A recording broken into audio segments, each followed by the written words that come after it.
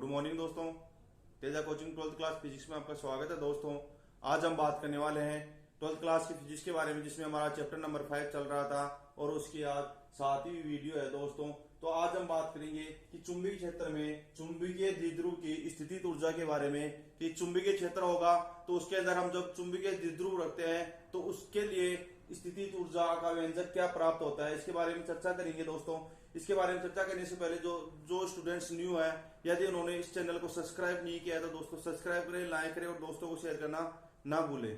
तो चलो दोस्तों हम बात करते हैं कि चुंबकीय क्षेत्र में चुंबकीय द्विध्रुव की स्थितिज ऊर्जा का व्यंजक क्या होता है। तो अब चुंबकीय द्विध्रुव के बारे में तो आपने पहले पढ़ लिया होगा कि चुंबकीय द्विध्रुव क्या होता है। एक ऐसा निकाय जिसमें समान परिणाम तथा विपरीत प्रकृति के ध्रुव उपस्थित हो उसको क्या कहते हैं, चुंबकीय द्विध्रुव कहते हैं।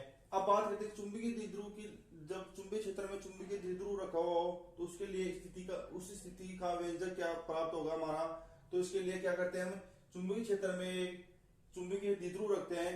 तो चुंबकीय क्षेत्र में चुंबकीय द्विध्रुव को शून्य ऊर्जा की स्थिति से किसी विशेष स्थिति तक, कि जब चुंबकीय क्षेत्र है तो उसमें चुंबकीय द्विध्रुव रखा हुआ है तो शून्य ऊर्जा की स्थिति से, कि जैसे इसकी शून्य पहली स्थिति क्या थी, शून्य ऊर्जा की स्थिति थी। तो जब शून्य ऊर्जा की स्थिति से किसी स्थिति विशेष तक जैसे थीटा कोण तक, किसी स्थिति विशेष तक घुमाने में जो कार्य करना पड़ता है वही क्या कहलाता है, चुंबकीय द्विध्रुव की स्थितिज ऊर्जा कहलाता है। तो इसमें पहले लिखना होगा चुंबकीय क्षेत्र में चुंबकीय द्विध्रुव की स्थितिज ऊर्जा का व्यंजक, और इसमें लिखो नीचे चुंबकीय क्षेत्र में चुंबकीय द्विध्रुव को शून्य ऊर्जा की स्थिति से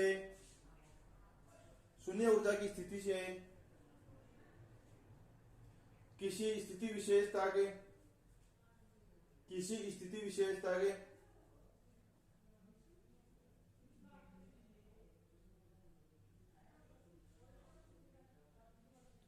विशेष तक द्विध्रुव को घुमाने में जो कार्य करना पड़ता है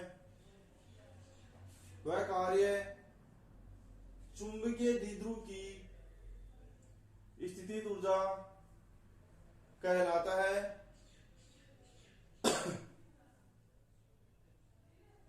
फिर ये डायग्राम बना लेना आप। अब बात करते हैं कि जब थीटा विक्षेप की स्थिति में हो तो चुंबकीय द्विध्रुव पर लगने वाला बल युग्म का आघूर्ण क्या प्राप्त होता है। कि जैसे पहले शून्य विक्षेप की स्थिति में था, अब थीटा विक्षेप की स्थिति में हम इसको घुमा रहे हैं। जैसे पहले इस प्रकार से था तो अब इस प्रकार से घुमा रहे हैं, तो ये थीटा विक्षेप की स्थिति में जैसे थीटा कोण बढ़ रहा है इसके मध्य, तो थीटा विक्षेप की स्थिति में इसके मध्य लगने वाला जो हमारा बल आघूर्ण क्या होगा। तो इसके पहले लिखना, आप डायग्राम बनाने के बाद में नीचे लिखना थीटा विक्षेप की स्थिति में चुंबकीय द्विध्रुव पर लगने वाला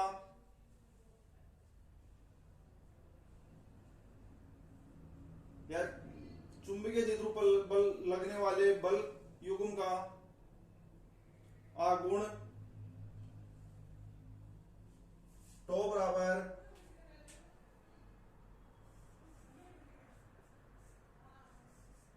M B sine theta, tau equal to M B sine theta. अब इसके नीचे लिखना इसी स्थिति से डी थीटा कोण विस्थापन देने में किया गया अल्प कार्य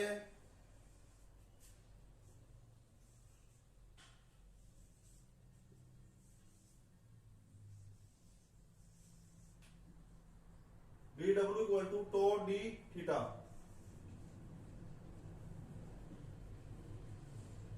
समीकरण नंबर 2। यहां टो का मान रख देते हैं क्या, एम बी साइन थीटा।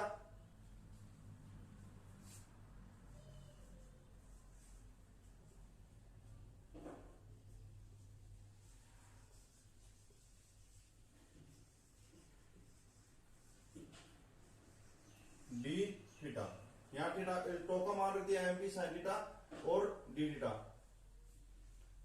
अब इसमें लिखना नीचे 90 डिग्री से पहले इस प्रकार से था जैसे, तो 90 डिग्री का कोण बन रहा था किसके चुंबकीय क्षेत्र और इसी चुंबकीय द्विध्रुव के मध्य 90 डिग्री का कोण बन रहा था। तो 90 डिग्री से थीटा कोण तक, अब कितना घुमाया हमने थीटा कोण तक, तो 90 डिग्री से थीटा कोण तक घुमाने में किया गया कार्य 90 डिग्री से थीटा तक घुमाने में किया गया कार्य W बराबर 90 से theta M B sine theta D theta. अब इसका क्या कर देते हैं, हम समाकलन कर देते हैं। तो समाकलन करेंगे तो एम बी कहाँ जाएगा, बाहर आ जाएगा, और किसका समाकलन हो जाएगा, साइन थीटा का समाकलन हो जाएगा, किसके सापेक्ष, थीटा के सापेक्ष समाकलन हो जाएगा इसका। तो W इक्वल टू 90 से थीटा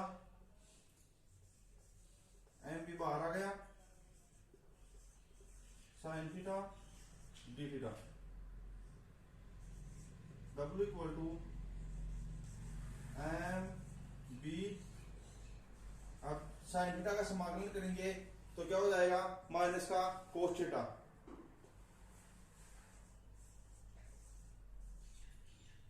इसकी लिमिट कहां से कहां तक ले जाए, 90 डिग्री से थीटा तक, 90 से थीटा तक। तो इसका ये समाकलन हो गया। अब इसमें पहले थीटा रखते हैं, फिर माइनस 90 डिग्री रखते हैं।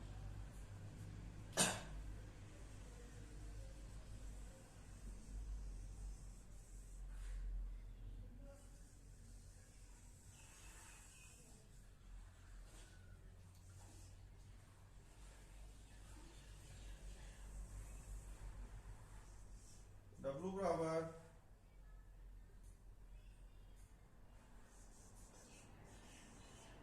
एम बी,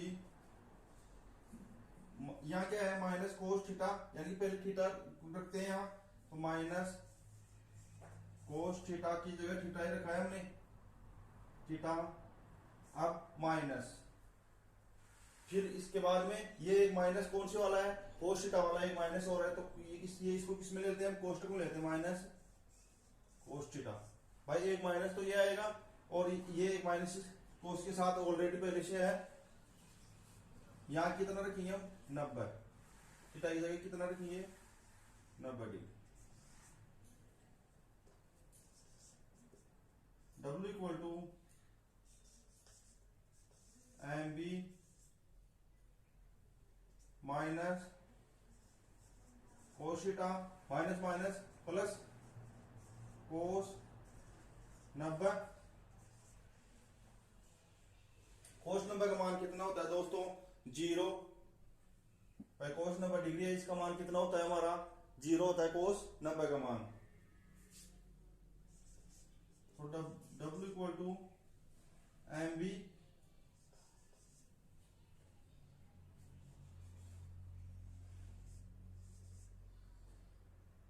कोष्टक माइनस कोस थीटा प्लस 0।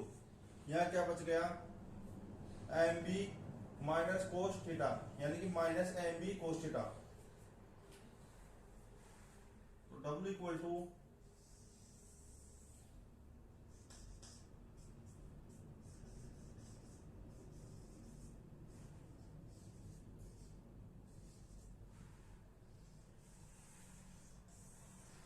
क्या हो गया, W equal to minus M B cos theta बच गया। तो ये क्या आ गया हमारा दोस्तों, 90 डिग्री से थीटा तक घुमाने में किया गया कार्य।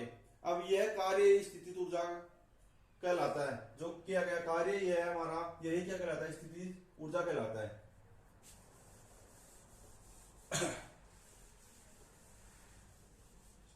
तो क्या है हमारा, क्या है कार्य, W equal to minus M B cos theta. अब नीचे लिखना यह किया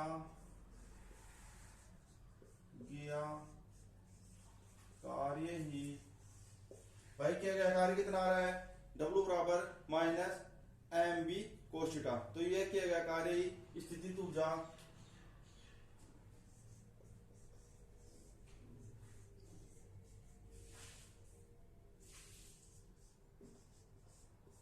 स्थितिज ऊर्जा किसे यूं से, स्थितिज ऊर्जा यूं कहलाता है। तो ये U इक्वल टू क्या आ जाएगा हमारा minus M B cos theta.